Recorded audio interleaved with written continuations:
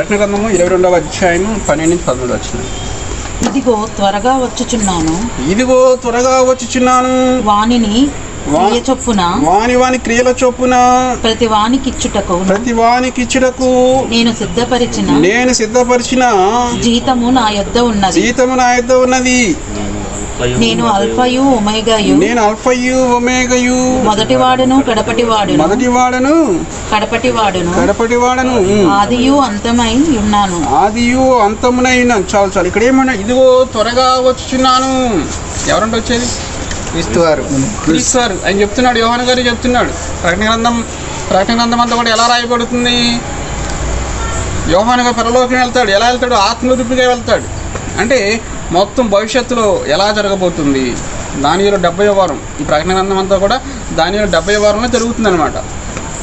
ఇక్కడ ఏమన్నా అంటే, ఇదిగో త్వరగా వచ్చుచున్నాను, వాని క్రియల చొప్పున నేను సిద్ధపరిచిన జీతము నా యొద్ద ఉన్నది. ఆయన వచ్చినప్పుడు ఏం చేస్తాడంటే మనకు జీతం ఇస్తాడంట. మనమే టికెట్ కొనుక్కుని దాంట్లో ప్రవేశించాలి. ఆయన ఏమి జీతం ఇస్తాడంట.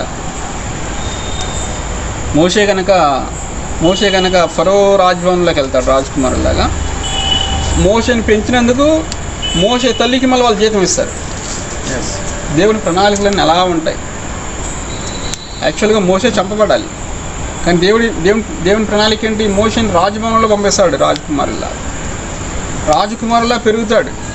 కానీ మళ్ళీ మోషేని పెంచినందుకు వాళ్ళ సొంత తల్లికే జీతం వస్తుంది అనమాట. అలాగే ఇక్కడ కూడా మనం క్రీస్తు రక్తంతో కడగబడితే ఆ రాజ్యంలో ప్రవేశిస్తామంటున్నాడు.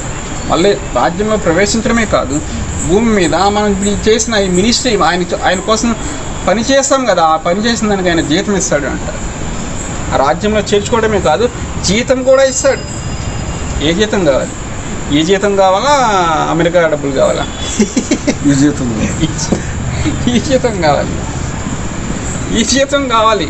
ఆడెవడో అమెరికా డబ్బులు ఇస్తాడు, లండన్లో డబ్బులు ఇస్తాడు. మా స్టీవెన్ కూడా అదే కదా, నేను లండన్ నుంచి డబ్బులు తెచ్చేస్తా.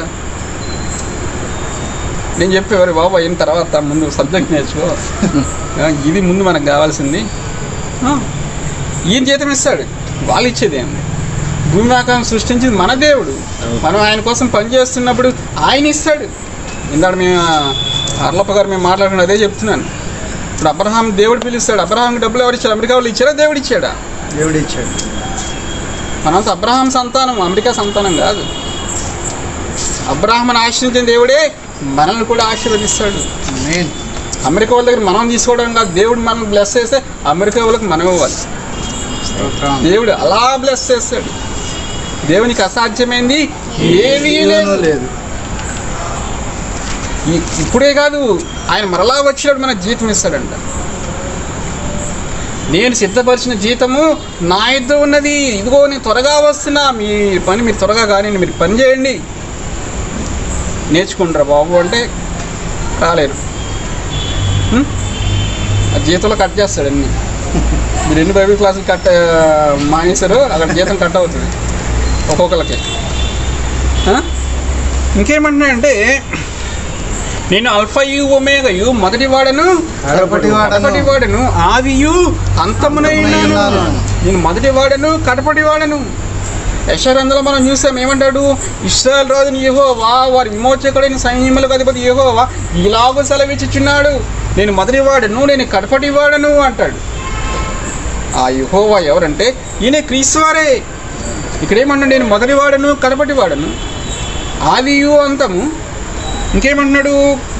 మృతుడు నైతుడు కానీ అల్ఫయు ఒమేగయు మొదటివాడను కడపటివాడను ఆదియు అంతమునై ఉన్నాను. అక్కడ యెషయాలో కూడా ఈయన మొదటివాడును కడపటివాడును అంటాడు. మనం మీకా గ్రంథం 5వ అధ్యాయం 2వ వచనం చూసినప్పుడు ఏమంటా అంటే, ఆయన పురాతన కాలం మొదలుకొని శాశ్వత కాలం వరకు ఆయన ప్రత్యక్షమవుచుండెను. పాత నిబంధనలో యెహోవా దూత, ది ఏంజెల్ ఆఫ్ ది లార్డ్గా ప్రత్యక్షమైన ఎవరంటే క్రీస్తు వారే.